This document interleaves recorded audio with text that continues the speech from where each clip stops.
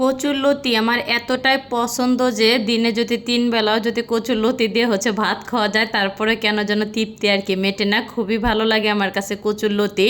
আর যদি চিংড়ি মাছ বা ইলিশ দিয়ে রান্না করা যায় তাহলে তো কোনো কথাই নাই। আর এই তো একাটি আর কি কচুরলতি আমার ছেলেকে দিয়ে আর কি আনাইলাম। আর চিকন লতিটা খাইতে কিন্তু একটু বেশি ভালো লাগে। তারপরে যেটা আর কি পাইছে সেটা নিয়ে আসছে। আর এই যে আমি যখন আর কি ভিডিওটা শুরু করি তখন এই যে টুনটুনি বুড়িটা এতটা বিরক্ত করে যা বলার বাইরে। তো যেটা নিয়ে ভিডিও করব না কেন তার সামনে ভিডিও করলে সেটা নিয়ে টানাটানি আর কি শুরু করে দেয়। তো আসসালামু আলাইকুম, সবাই কেমন আছেন? আশা করি ভালো আছেন। আমি আল্লাহর রহমতে অনেকটা ভালো আছি। তো খুবই কিন্তু ছোট্ট একটা ভিডিও নিয়ে হাজির হলাম। আশা করি ফুল ভিডিওটা সঙ্গেই থাকবেন।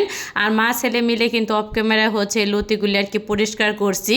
আর আমার ছেলে মাসালা দিলে এত সুন্দর করে আর কি লতিটা পরিষ্কার করে দেয়, আমার মনে হয় যে মেয়ে মানুষ ওর কাছে আর কি হার মেনে যাবে। আর যতবারই আর কি লতিটা বাসায় আনা হয় না কেন ততবারই আমার ছেলেটা আর কি আমার সাথে লতিটা আর কি পরিষ্কার করে দেয়।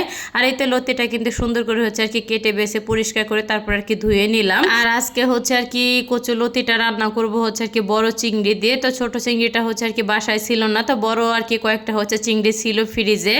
তো ভাবলাম আর কি এটা দিয়ে আর কি রান্না করে ফেলি। তো বড় চিংড়িটা খোসাটা ছাড়িয়ে তারপর সুন্দর করে আর কি ছোট ছোট করে আমি কেটে নিছি। আর এই তো ধুয়ে পরিষ্কার করে তো পেঁয়াজ তারপর কাঁচামরিচ আর চিংড়ি মাছটা একসাথে দিয়ে দিলাম।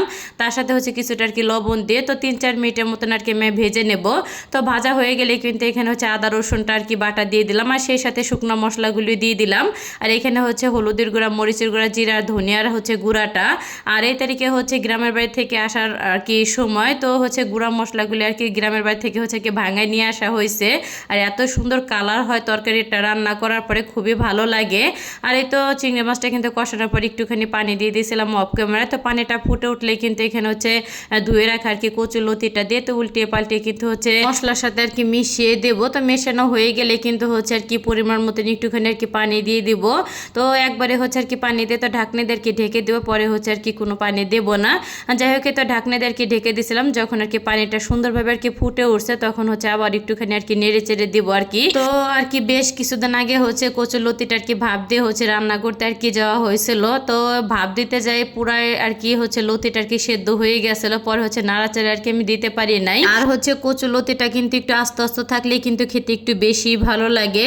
তো রান্নাটা কিন্তু একদম আর কি শেষের দিকে, তো একটু একটু আর কি ঝোল আছে। তো চুলাটা বন্ধ করে দিলে তরকারিটা ঠান্ডা হয়ে গেলে কিন্তু এই ঝোলটা আর কি লতির সাথে একটু মাখা মাখা আর কি হয়ে যাবে। তখন কিন্তু ভাত দিয়ে খেতে আরো বেশি ভালো লাগবে। তো কচু লতি খেতে কে কে পছন্দ করেন অবশ্যই কিন্তু কমেন্ট করে জানাইতে একদমই ভুলবেন না। তো ভিডিওটা কার কাছে কেমন লাগলো সেটাও কিন্তু কমেন্ট করে জানাবেন। তো আজকের ভিডিওটা আমি এইখানে শেষ করছি। সবাই ভালো থাকবেন। আসসালামু আলাইকুম।